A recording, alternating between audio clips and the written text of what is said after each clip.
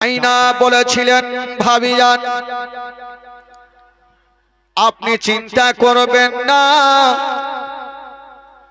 যা খেতে চাইবে আমার ভাই হাসান আমি সব কিছু দিয়ে দেব। ও যুবক বন্ধুরা, ও গো আমার মা বোনেরা, ইমাম হাসানের বিবি বাবা গো ইমাম হাসানকে ঘরে রেখে দিয়া উনি চলে যাচ্ছেন কাঁদতে কাঁদতে। বাবা গো কে আমার নবীর রওজা মোবারকা ধরে কাঁদতে আরম্ভ করেছেন, বলছেন আল্লাহ গো, আল্লাহ গো আজকে আমার স্বামীর মনটা ভালো নাই, আল্লাহ আমার স্বামীর মনটা ভালো নাই, তাই আমার মনটা ভালো করে না। রব্বুল আলামিন আল্লাহ গো আমার স্বামীকে যেন সুস্থ করে দাও। বাবা গো দোয়া করছে না বন্ধুরা, আর ওইদিকে ইমাম হাসান যেন বাবা বিছানায় শুয়ে আছে না, জাইনাব একদিকে বসে আছে না। ও যুবক বন্ধুরা, জাইনাব দেখছেন আল্লাহ হুজুর যখন ঘুমিয়ে গেছে তবে আমি আর জেগে থাকবো না, আমি একটু ঘুমিয়ে যাই। জানে না যদিও ঘুমিয়ে যাই ওই মুহূর্তে ওই মিডিল জায়গাতে কোন এমন নবীর দুশমন বিষটা মিশিয়ে দেবে। ও যুবক বন্ধুরা, ও গো আমার মা বোনেরা, জাইনাব দেখছে না হুজুর যখন ঘুমিয়ে গেছে আমি ওর জেগে থাকবো না, আমি একটু ঘুমিয়ে যাই। জাইনাব পাশে ঘুমিয়ে গেছে, ইমাম হাসান ঘুমিয়ে গেছে, আর ওই মিডিল জায়গাতে কোন এমন নবীর দুশমন হীরের গুঁড়া নিয়া হীরক চূর্ণ জহর নিয়া বাবা গো যেন ঘরে ঢুকে গেল। যেমনই ঘরে ঢুকেছেন মা ওই বিষখানা নিয়া বাবা গো কিসে দেওয়া যাবে, ওই নবীর দুশমন ভাবছেন এই বিষখানা কোনো ভাতে দেওয়া যাবে না, এই বিষখানা কোনো তরকারিতে দেওয়া যাবে না, জেনে যেতে পারে। কোথায় দিবে? বিষখানা নিয়ে ঘোরাঘুরি করছেন ঘরে, দেখছেন ইমাম হাসান ঘুমিয়ে গেছেন আর জাইনাবও পারছে ঘুমিয়ে গেছেন। বিষের বড়িখানা নিয়ে দুশমন ঘুরছে, কিসে দেবে? কিন্তু বেরাদারে একটা পানির কলসি রাখা ছিল, যেই কলসিতে ইমাম হাসানের বিবি বাবা গো 7টা গিরহা দিয়ে বেঁধেছিল। যদি কোনো দুশমন এই গিরহাগুলা খুলে তবে হয়তো ধরা পড়ে যাবে। আর জাইনাবকে বলেছিল, জাইনাব রে যদি আমার স্বামী পানি চাই তুমি সেখান থেকে দিও। কলসিতে পানি রেখে উনি স্বামীর জন্য ডুগরে ডুগরে নবীর রওজাতে কাঁদছে। এইদিকে ইমাম হাসান ঘুমিয়ে আছে, জাইনাব ঘুমিয়ে আছে, আর নবীর দুশমন ওই কলসি খানা দেখে নিল। যেমনই কলসি কাটা দেখে নিয়েছেন মা ওই হীরার গোড়া কেমন করে কলসির মধ্যে দেবে না বন্ধুরা। নবীর দুশমন ভাবছে যদি আমি গিরহাগুলা খুলে দিই তবে হয়তো জেনে যেতে পারে, গিরহা খোলা যাবে না। তবে পানির মধ্যে কেমন করে বিষটা দেব? মনের একটা প্রশ্ন জাগলো, যে গামছাতে যে কাপড়ে ওই কলসির মুখটা বাঁধা ছিল ওই বিষখানা নিয়ে ওই বাবা কাপড়ের ওপরে ঘুষতে আরম্ভ করেছে। যেমনই ঘুষেছেন মা টুকরো টুকরো ধুলো ধুলো হয়ে ওই বিষখানা যেন পানিতে মিশে গেল, গিরহা খুলতে হইল না। যেমনই পানিতে মিশে গেছে ওই নবীর দুশমন পানিতে বিষটা দিয়ে যেমনই বের হতে যাবে দুটা পায়ে একটু টাচ হয়ে গেল আর ইমাম হাসানের ঘুমটা ভেঙে গেল। যেমনই ঘুমটা ভেঙে গেল ইমাম হাসান কাঁদছে আর বলছেন, বহিন জাইনাব রে তাড়াতাড়ি করে উঠে যাও বহিন। জাইনাব চট করে উঠে গেল। হুজুর ব্যাপার কি? আপনি কেন কাঁদছেন? কি এমন হলো বলুন। ইমাম হাসান বলছে, বহিন আমি আজকে একটা স্বপ্ন দেখলাম, যেই স্বপ্ন দেখে আমার ঘুমটা ভেঙে গেল। বলছে কি স্বপ্ন? বলছেন বহিন পরে বলবো, আগে আমার কলেজা খানা শুকিয়ে গেছে, আমার আত্মা খানা শুকিয়ে গেছে। ওরে বহিন জাইনাব রে, যদি পারো তবে অল্প আমাকে টাটকা পানি দাও। জাইনাব চতুর্দিকে দেখছেন ভাবি সাহেবা পানি রেখে গেছে কিনা, কলসির ওপরে নজর পড়ে গেল। ওই জাইনাব জানে না ওই কলসির পানি পানি নাই বাবা, ওটা বিষ হয়ে গেছে। জাইনাব দেখছেন কলসিতে পানি, ভাবছেন জানি না এই কলসির পানি হুজুরকে খাইয়ে দেব। যেমনই বন্ধুরা ওই কলসির পানি যেমনই জাইনাব নিতে যাবে, জাইনাব বলছেন হুজুর আপনাকে পানি দেব, তবে কলসির পানি দিব না। আপনি পানি চেয়েছেন, আমাকে 5টা মিনিট সময় দেন, আমি লোটা নিয়ে বাইরে যাব আর টাটকা পানি এনে আমি আপনাকে দেব হুজুর। জাইনাব বলছেন হুজুরে বাসি পানি আপনাকে দিতে পারবো না। বাবা গো, ইমাম হাসান বলল বহিন ঠিক আছে, তুমি আমাকে টাটকা পানি এনে দাও। ইমাম হাসান ছটপট করছে। এইদিকে জাইনাব লোটা নিয়ে বাবা পানি আনতে গেল, আর ওইদিকে যে আবুল কাসিম আর মা ইমাম হাসানের বিবি নবীর রওজাতে কাঁদতেছিল, উনি বাবা বাড়ি ঢুকে গেল। জাইনাব লোটা নিয়ে গেল আর বিবি সাহেবা এসে বাড়ি ঢুকলো। দেখছেন ইমাম হাসান বিছানাতে পড়ে বাবা গোটা চেহারা দিয়ে ঘাম চুইছে আর যেন ডুগরে ডুগরে কাঁদছে। বলছেন স্বামী গো, ও গো আমার মাথার তাজ, আপনি কেন কাঁদছেন বলুন, কি এমন হয়েছে? ইমাম হাসান বলছেন বিবি রে, আমার মনটা ভালো করে না, যদি পারো আমাকে একটু পানি দিয়ে দাও। ইমাম হাসানের বিবি বলছেন স্বামী গো, এটা কেমন কথা বলছেন? আমি তো জাইনাবকে বসিয়ে রেখে গেছিলাম আর পানিও রেখেছিলাম, আপনাকে কি পানি দেয়নি? ইমাম হাসান বলল বিবি রে, আমার জন্য টাটকা পানি আনতে গেছে। জাইনাব মনে করছে জানি না কি বলে, ইমাম হাসানের বিবি ভাবছে জানি না, আল্লাহ গো এই লোকটা পানি পানি করে জান ছাড়ছে আর আমার বহিন জাইনাব টাটকা পানি আনতে গেছে। তবে হুজুর আপনাকে একটা কথা বলি, জাইনাব যতক্ষণ পর্যন্ত পানি নিয়ে আসেনি আপনাকে আমি অল্প পানি দিচ্ছি কলসি থেকে, আগে গলাটা ভিজিয়েলেন, যখন জাইনাব পানি আনবে তখন আসুধা করে পানি পান করবে। আবুল কাসিমের মা জানে না যে কলসির পানি পানি নেই, বাবা গো বিষ হয়ে গেছে। বাবা আবুল কাসিমের মা যেই কলসিটা রেখেছিল গিরহাগুলা বাবা খুলতে আরম্ভ করেছে। 7টা গিরহা দিয়েছিল বাবা, 7টা গিরহা আছে। বিবির মনে সন্দেহ হইল না এ কলসিতে কেউ কিছু খুলেনি।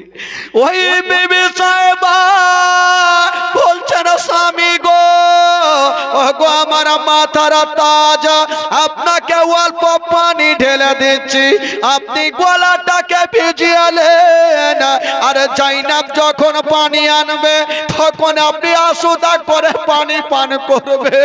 বিবি জানে না যে আমি পানির জায়গাতে স্বামীকে বিষ দিতেছি, বিবি জানে না বিষ দিতেছি। কলসির গিটটা খুলে দিয়ে বাবা অল্প গিলাসে পানি ঢেলে স্বামীকে দিচ্ছেন, স্বামী গো এই পানিটা পান করুন, শুধু গলাটা ভিজান। ইমাম হাসান পানি খানা নিয়ে যেমনই বাবা মুখে দিয়েছে পেটে চলে গেছে। যেই রাস্তা দিয়ে গেছে গো সে রাস্তা পর্যন্ত গলে গেছে, জ্বলে গেছে। ইমাম হাসান দাঁড়িয়ে থাকলো না, মা বলে জমিনে পড়ে গেছে। বিবি সাহেবা বলছে স্বামী গো কি এমন হয়ে গেল? বলছে বিবি রে মনে হয় এই কলসির পানি পানি নাই, এটা বিষ হয়ে গেছে। বিবি সাহেবা বলছে স্বামী গো, ও গো আমার মাথার তাজ, আমি জানি না কে এমন কাণ্ড করে দিয়েছে, কে এমন বিষ মিশিয়েছে। স্বামী গো আমার যদি জানা থাকতো তবে এই কলসির পানি আপনাকে দিতাম না। বাবা গো ইমাম হাসান ওই পানি খানা খেয়ে যেন কাঁদতে আরম্ভ করেছে। একটা মুরগির গলা কাটলে যেমন ছটফট করে ইমাম হাসান যেন মাটিতে গড় দিতেছে। বন্ধুরা ইমাম হাসান মাটিতে গড় দিচ্ছে। বিবি সাহেবা দেরি করে না, কাঁদতে কাঁদতে স্বামীকে বুকে লাগিয়েছে। স্বামী গো আমি জানি না কে এমন বিষ মিশিয়েছে। স্বামী স্ত্রীতে কথা চলছে আর জাইনাব টাটকা পানি নিয়ে যেন ঘরে ঢুকে গেল। এসে বলছেন ভাবি সাহেবা কি হয়েছে বলো? হুজুর কেন ছটপট করে কাঁদছে?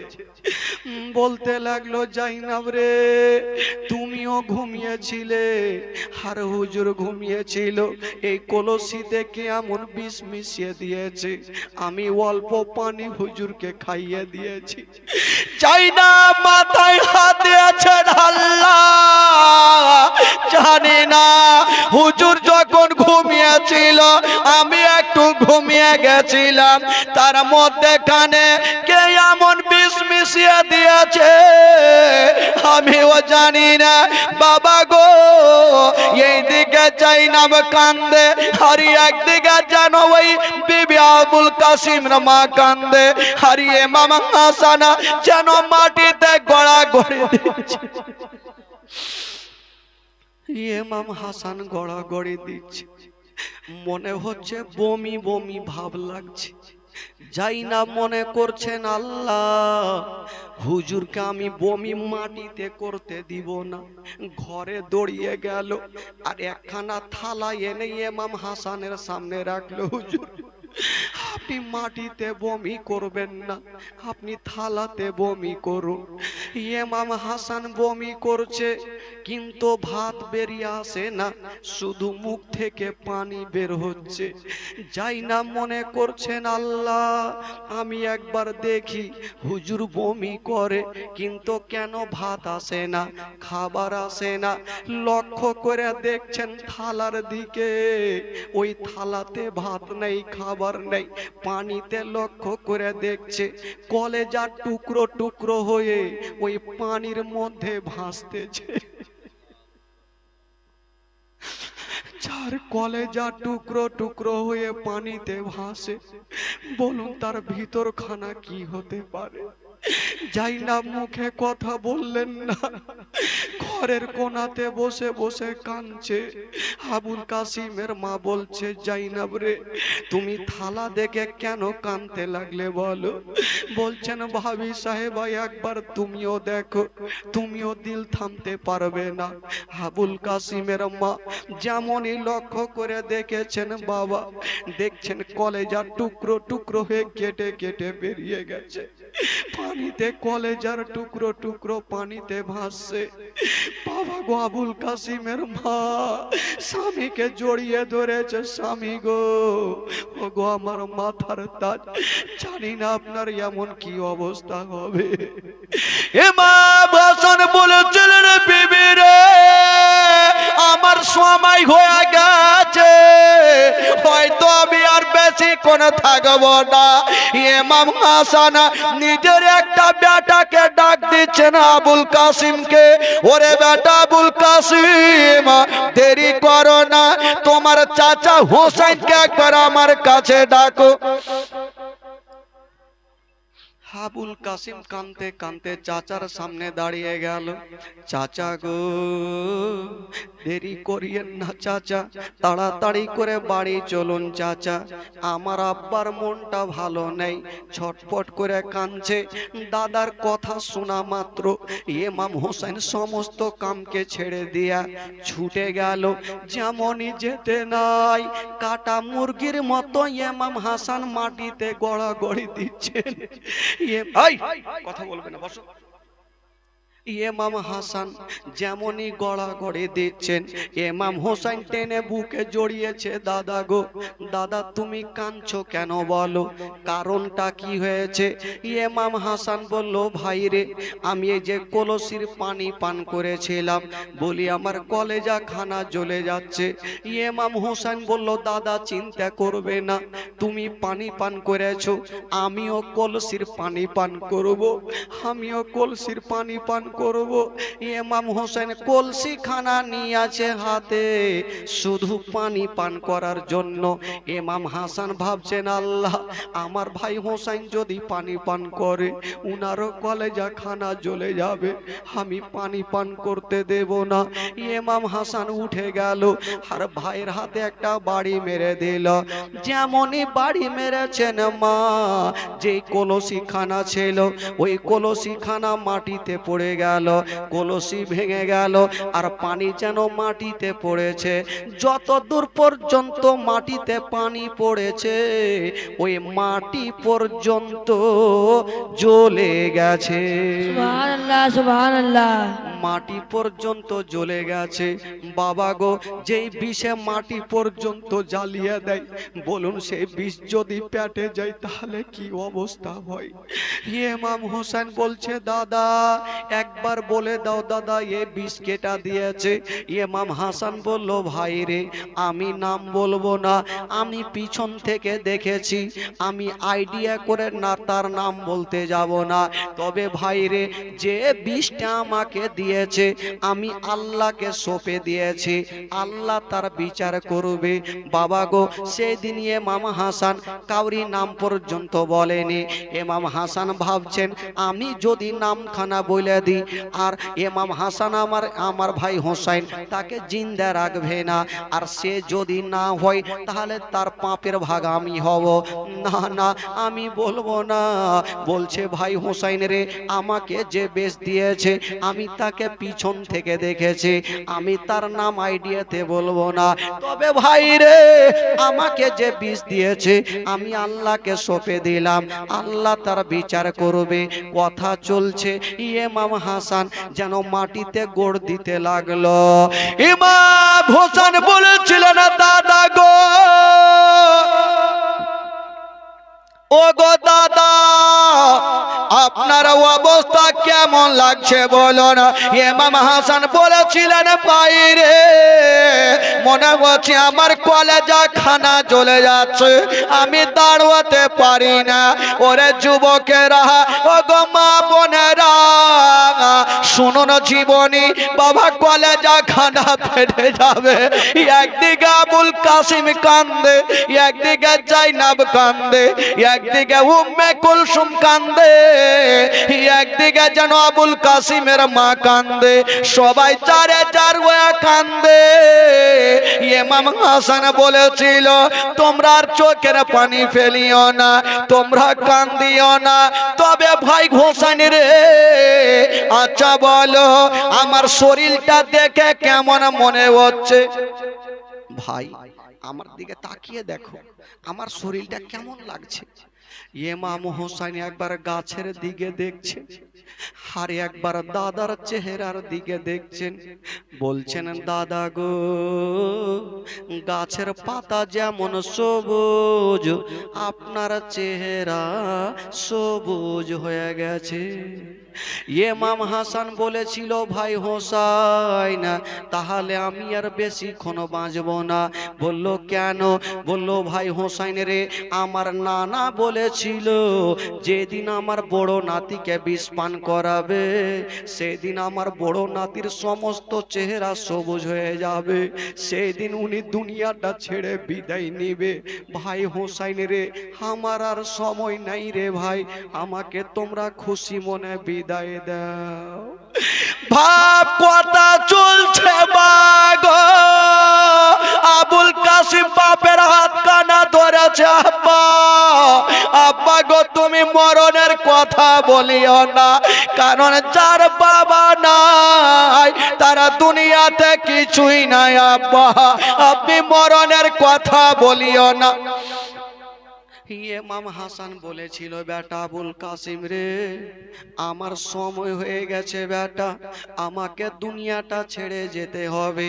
তবে ওরে আবুল কাসিম, এই যে তোমার চাচা হোসাইনের হাতে তোমার হাতখানা সঁপে দিলাম। বেটা আবুল কাসিম রে, তোমার চাচার পারমিশন ছাড়া তুমি কোনো কাজ করবে না। বাবা গো, একখানা তাবিজ দিয়ে গেল, বেটারে তাবিজখানা সুন্দর করে রেখে দিও, যেদিন তুমি বিপদে পড়বে এ তাবিজ খানা খুলে দেখবে। আবুল কাসিম বলেছিলেন, আব্বা গো, আব্বা গো, আপনি ধরার কথা বলিয়ে না, বাপ বেটাতে কথা চলছে আর ইমাম হোসেন দাঁড়িয়ে দাঁড়িয়ে কাঁদছে। আবুল কাসিম বলছেন, চাচা, চাচা গো, আমার আব্বা এরকম কেন কথা বলছে চাচা? বলছে, বেটা আবুল কাসিম, তুমি সাইডে আসো, আমার দাদা হোসাইনের হাসানের সঙ্গে আমি কথা বলবো। জিনারা হবে জান্নাতের নওজওয়ানদের সর্দার ইমাম হাসান হোসাইন। আজকে ইমাম হাসান ছটপট করে করে কাঁদতে কাঁদতে ভাই হোসাইনের হাত কানা ধরেছে। ও ভাই হোসাইন, তোমাকে একটা আমি শেষের সময় কথা বলবো ভাই। বললো, দাদা গো বলুন কি কথা? বলছে, ভাই হোসাইন রে, এই যে আমার আবুল কাসিম বেটাকে তোমাকে দিয়ে গেলাম, আমার বেটা আবুল কাসিমকে কোনোদিন কষ্ট দিও না, আমার বেটা আবুল কাসিমকে দুঃখ দিও না রে ভাই হোসাইন। তবে বেটা আবুল কাসিমকে বলছে, বেটা রে, যেদিন যুদ্ধ চলবে রে বেটা, সেই দিন তোমার চাচা হোসাইনকে যেতে দিও না, তার আগে তুমি যুদ্ধের ময়দানে নেমে যেও। ওরে বেটা আবুল কাসিম রে, তোমার চাচা থাকলো আর তুমি থাকলে। ইমাম হাসান ভাই হোসাইনের হাত কানা ধরে বলছে, ভাই হোসাইন রে, আমি তো দুনিয়াটা ছেড়ে চলে যাব। দুইখানা হাত ধরে ডুগরে ডুগরে কাঁদছে আর বলছে, ভাই হোসাইন রে, যদি আমি কোনোদিন কোনো অন্যায় করে থাকি ভাই, তবে আমাকে দাদা বলে ক্ষমা করে দিও। ইমাম হোসেন কাঁদতে কাঁদতে দাদার চোখের পানি খানা মুছে দিচ্ছেন। দাদা গো, আপনি এমন কোনো অন্যায় করেননি দাদা, কেন আপনি বলে লজ্জা দিচ্ছেন? ইমাম হাসানও কান্দে আর ইমাম হুসাইনও ডুগরে ডুগরে কান্দে। একদিকে জাইনাব কান্দে, উম্মে কুলসুম কান্দে, হাসান বানু কান্দে, সাকিনা কান্দে, একদিকে কি বলে জয়নাল আবেদিনও কান্দে, সুগরা খাতুন কান্দে, সবাই ডুগরে ডুগরে কান্দে। সবাই কাঁদতে লেগেছে। ইমাম হাসান বলল, ওরে আমার আহলিয়ারা, তোমরা চোখের পানি ফেলিও না, আল্লাহর কাছে দোয়া করো, আল্লাহ যা করে ভালো করে, কারণ আমার নানার কথা মিথ্যা হবে না। আমার নানা বলেছিল আমি বিষ পান করে শহীদ হব, আজকে আমি বিষ পান করেছি, আমি আর শহীদ হয়ে যাব। তবে ভাই হোসেন রে, যদি তুমি আমাকে বাঁচাতে চাও, তবে আমাকে আমার নানারাও যাতে নিয়ে চলো। যেমন ইমাম হাসানকে ধরে দাঁড় করাচ্ছে, এত বিষ কলেজা খানা টুকরো টুকরো যার হয়ে গেছে, দাঁড়াবে কেমন করে? যার কলেজা টুকরো হয়ে গেছে দাঁড়াবে কেমন করে বাবা, আবার যেন জমিনে পড়ে যাচ্ছে। ইমাম হাসান বলল, ভাই হোসেন রে, আমার আর নসিবে দুনিয়াটা নাই রে ভাই। গাছের পাতা সবুজ হয়ে গেছে, আমার চেহারাও সবুজ হয়ে গেছে ভাই, আমাকে তোমরা খুশি মনে বিদায় দাও। একবার ওপরে নজর করছেন আর নিচে নজর করে চোখটাকে বন্ধ করছে। সাকিনা দাঁড়িয়ে দাঁড়িয়ে দেখছেন, বেটা আবুল কাসিম দাঁড়িয়ে দাঁড়িয়ে দেখছেন, আমার বাপ কেন চোখটাকে বন্ধ করছে। যদি কোনো সন্তানের সামনে বাপের ইন্তিকাল হয় মা, বলুন ওই সন্তানের অবস্থা, ওই সন্তানের অবস্থা কি হবে। আবুল কাসিম দেখতে থাকলো আর বাবা ইমাম হাসানের চোখটা বন্ধ হয়ে গেল। বাবা গো, শুধু একদিনের জন্য বন্ধ হলো না, সারা জীবনের মতো চোখটা বন্ধ হয়ে গেল। সকলে পড়ুন, ইন্না লিল্লাহি ওয়া ইন্না ইলাইহি রাজিউন। ইমাম হাসান দুনিয়াটা ছেড়ে চলে গেল। তবে বাবা গো, ইমাম হাসান রাদিয়াল্লাহু তাআলা আনহুকে এবার বাবা গো জান্নাতুল বাকিতে বাবা গো যেন দাফন করা হইল। যেমন দাফন করা হইল, ওরা যুবকেরা দাফন করে দেওয়ার পরে বাবা একটা কথা মনে রাখবেন, যদি একটা বাড়ি থেকে কাউরি ইন্তিকাল হয়ে যায়, বলুন তো ওই বাড়িতে 10 থেকে 15 দিন কোনো খুশি থাকে না, সবাই যারে যার হয়ে কান্দে। যদি কাউরি মা ইন্তিকাল হয় তবে বেটিরা ডুগরে ডুগরে কান্দে, যদি কাউরি বাবা ইন্তিকাল হয় বেটা বেটিরা কান্দে। বাবা গো, কাউরি বেটা ইন্তিকাল হলে বাপ মা কান্দে, কোনো বাড়ি শান্তিতে থাকে না। ইমাম হাসান দুনিয়া থেকে যাওয়ার পরে বাবা ঘরের মধ্যে সবাই ডুগরে ডুগরে কাঁদছে, সবাই যারে যার হয়ে কাঁদছে। আবুল কাসিম ঘরের মধ্যে ঢুকে গেছে আর বলছেন, মা গো, মা গো, আমার আব্বা আমাকে ছেড়ে চলে গেল মা, আমার আব্বা যদি থাকতো মা তবে আমাকে বুকখানে নিয়ে একটু ঘুমাতো। দেখবেন ছোট ছোট বাচ্চাগুলাকে বাবা যখন ঘুমাবে তখন বেটাকে বুকে করে নিয়ে ঘুমাবে। ওরে যুবকেরা, বলুন আবুল কাসিমের দিলখানা কেমন করেছে, আবুল কাসিমের মনখানা কেমন করেছে। বলেছিলেন মা, বলেছিলেন বেটারে আর তুমি চোখের পানি ফেলিও না, আমি সব সহ্য করিব, কিন্তু বেটা তোমার চোখের পানি সহ্য করব না। ইমাম হোসেন সবাইকে সান্ত্বনা দিয়া বাবা গো ঘরের মধ্যে রেখেছে না। তবে বাবা বিপদ আসতে নাই, বেরাদার বিপদ শুরু হয়ে গেল। ও যুবকেরা, ইমাম হোসেন বলেছিল, আমার আহলিয়ারা তোমরা চোখের পানি ফেলিও না, আমি সব সহ্য করিব, তোমাদের চোখের পানি সহ্য করব না। আল্লাহ আম্মা সাল্লি আলা সাইয়্যিদিনা মাওলানা মুহাম্মদ ওয়া আলা আলি সাইয়্যিদিনা ওয়া আলা আলি সাইয়্যিদিনা মাওলানা মুহাম্মদ। একবার মোহব্বতে বলুন সুবহানাল্লাহ, সুবহানাল্লাহ, সুবহানাল্লাহ, আরো জোরে বলুন সুবহানাল্লাহ।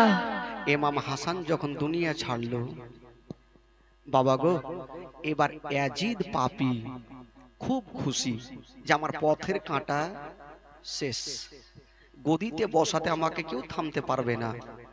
তবে একটা লোক বলল, ওগো ইয়াজিদ খুশি হইও না, কারণ এখন পর্যন্ত ইমাম হাসানের ভাই হোসেন এখনো বেঁচে আছে। তবে কি করব? বলে এক কাজ করো, তুমি হোসেনকে এবার তোমার হাতে হাত দিয়ে মুরিদ করো। খবর দেওয়া হলো ইমাম হোসেনকে। ইমাম হোসেন খবর পেয়ে উনি বললেন যে ঠিক আছে, তুমি আমাকে মুরিদ হতে বলেছো, আমাকে একটার সময় দাও, সকাল বেলাতে তোমাকে কি বলে জানিয়ে দেব। কিন্তু ইমাম হোসেন বলেছিল, আমি জান দিয়ে দেব, জীবন দিয়ে দেব, কিন্তু ইয়াজিদের হাতে হাত দিয়ে মুরিদ হব না। জোরে বলে সুবহানাল্লাহ। अरे गुलामान मुस्तफा जान देने से नहीं डरते, सर कट जाए या रही जाए कोई परवाह नहीं करते। सुभान अल्लाह, सुभान अल्लाह। আমি জান দিয়ে দেব, জীবন দিয়ে দেব, কিন্তু ঈমান যেতে দিব না। ইমাম হোসাইন চিন্তা করছেন রাতের বেলাতে যদি আমি সকাল বেলায় ইয়াজিদকে বলি যে তোমার হাতে হাত দিয়ে মুরিদ হব না, তখন যুদ্ধ শুরু হবে। আর যুদ্ধ যখন হবে তখন ভালো লোক নামাজি কত কাটা পড়বে না। আর এক কথা, যদি যুদ্ধ করি আমার নানার রওজা ভেঙে দিতে পারে, আমি আর যুদ্ধ করব না। সকাল বেলাতে কি বলে আমি এখান থেকে চলে যাব মক্কা নগরে, না থাকবো না যুদ্ধ হবে। ইমাম হোসাইন আহলিয়াদেরকে রাত্রি বেলা ডেকেছেন আর বলছেন, ওরে বেটা আবুল কাসিম, ওরে বেটা আলী আকবর, তাড়াতাড়ি করো রে বেটা, ও বেটা রে, যাও যাও একবার মদিনার মসজিদে আজান দিয়ে দাও বেটা। আর মদিনার মসজিদে কখনো আজান দিতে পারবে না। যাও বেটা আজান দিয়ে দাও শেষবারের মতো। এখানে একটা মারাত্মক ঘটনা আছে ভাই। ইমাম হাসান হোসেনের জীবনী এমনই একটা লাইন, যে জীবনী শুনে এমন কোন লোক নাই যে তার চোখের পানি পড়বে। বাবা গো, ইমাম হুসাইন সবাইকে বলছে, আমার আহালিয়ারা, আমি রাত্রে বেলা থাকবো